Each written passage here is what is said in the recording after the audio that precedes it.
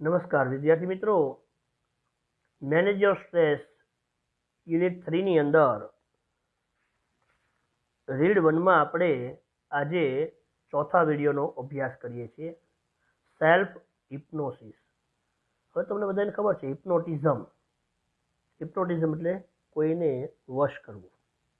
આપણે બીજાને વશ નથી કરવાના, સેલ્ફ એટલે કે સ્વને વશ કરવાના છે.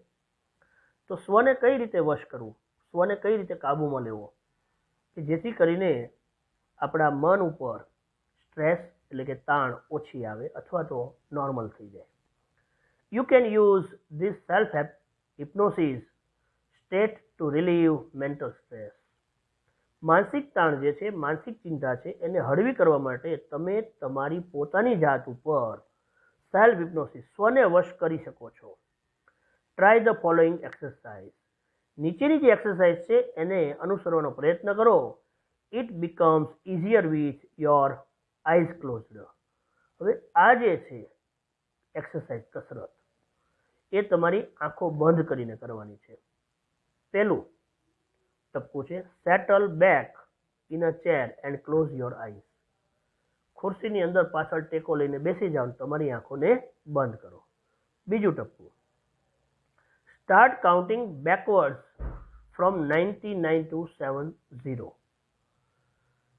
ગણતરી કરવાનું શરૂ કરો. 99, 98, 97, 96, 95. આમ કરતાં કરતાં 70 સુધી જ્યારે જ્યારે સ્ટ્રેસ આવે, જ્યારે જ્યારે કોઈ તાણ આવે, ચિંતા આવે, ત્યારે ઊંધેથી ગણવાનું શરૂ કરો.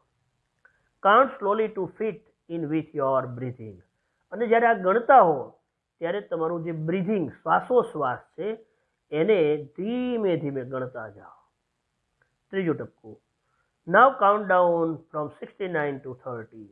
હવે આવી જ રીતે ફરીથી 69, 68, 67, 66, 65 એમ કરતાં કરતાં 30 સુધી જાઓ. While imagining walking down the step of a beautiful staircase.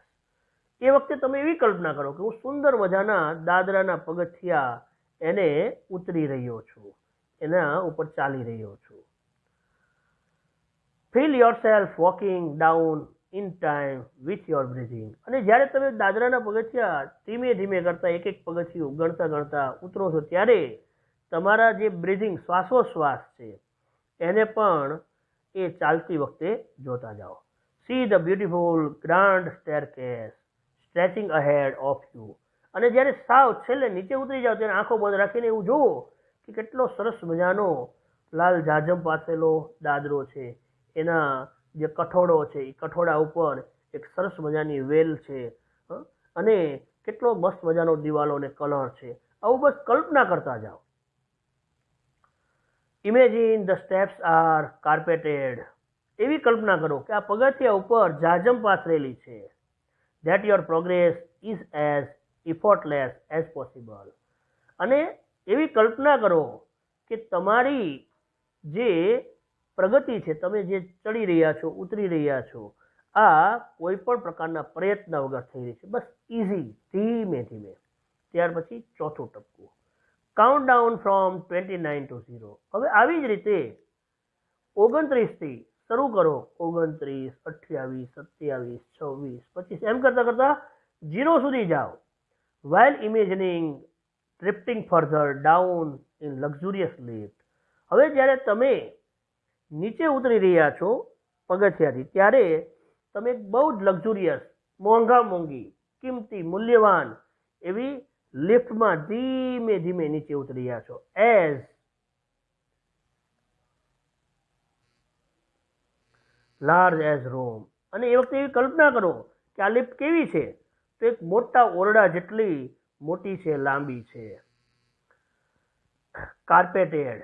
અને આ જે મોટો વિશાળ રૂમ છે, એના જેવડી લાંબી લિફ્ટ છે, એવડી મોટી લિફ્ટ છે, એ કાર્પેટેડ, એમાં જાજમ બિછાવેલ છે. With views of landscape outside. અને આ રૂમમાંથી તમે બહારના સુંદર મજાના દ્રશ્યો જોવો છો. એક મસ્ત મજાની નદી છે, એક ઝરણું છે, એ ઝરણાનું પાણી નદીમાં પડે છે, સૂર્યનો તડકો એ ઝરણા અને પાણી ઉપરથી પસાર થઈ રહ્યો છે, મસ્ત મજાનો ચળકાટ છે. આવી મનની અંદર કલ્પના કરો. Watch the decreasing number along with your breathing.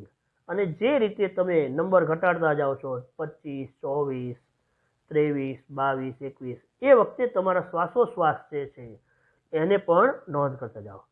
As you એરાઇવ at 0, અને જેવા તમે 0 ઉપર આવી જાઓ છો, ધ લિફ્ટ ડોર ઓપન, એ વખતે જે લિફ્ટ છે એનું બારણું ખુલે છે, and you enter a room, અને તમે એક એવા રૂમની અંદર પ્રવેશો that is furnished just as you would like it, અને એ રૂમ કેવો છે?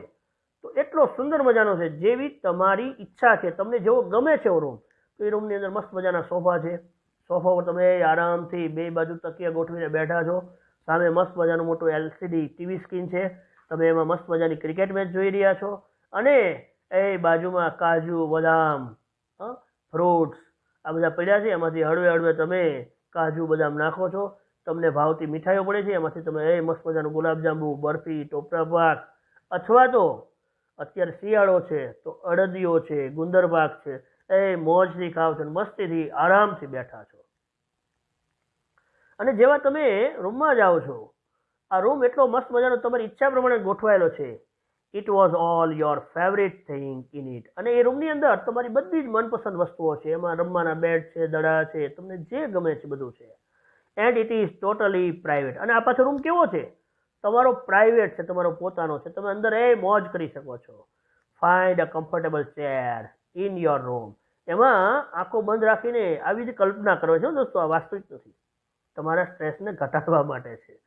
તો તમે રૂમની અંદર એક મસ્ત મજાની ખુરશી કે સોફો ગોતી એમાં બેસી જાઓ છો, and settle back in it, અને એમાં બેસો છો. Remain there in your imagination, હવે આ કલ્પનાની અંદર તમે ક્યાં સુધી રહી શકો? ત્યાં સુધી રહી શકો until you feel rested and freshened, ક્યાં સુધી રહી શકો? કે જ્યાં સુધી તમને આરામ ન મળે, એટલે કે એ માનસિક શાંતિ ન મળે, અને રિફ્રેશ, તમે ફરી પાછા હતા ને એવા તાજા ન થઈ જાઓ, ત્યાં સુધી તમારે એ રૂમમાં રહેવાનું છે. Then open your eyes again, અને ફરી પાછી તમારી આંખોને ખોલી નાખો, એટલે કે સપનાની દુનિયામાં જતા રહ્યો દોસ્તો. સ્ટ્રેસ ઓટોમેટિક હળવો થશે. તો ત્યાર પછી આપણે ધ સ્ક્રીન એક્સરસાઇઝ જે છે એનો અભ્યાસ 5મા વિડીયોમાં કરીશું. અસ્તુ.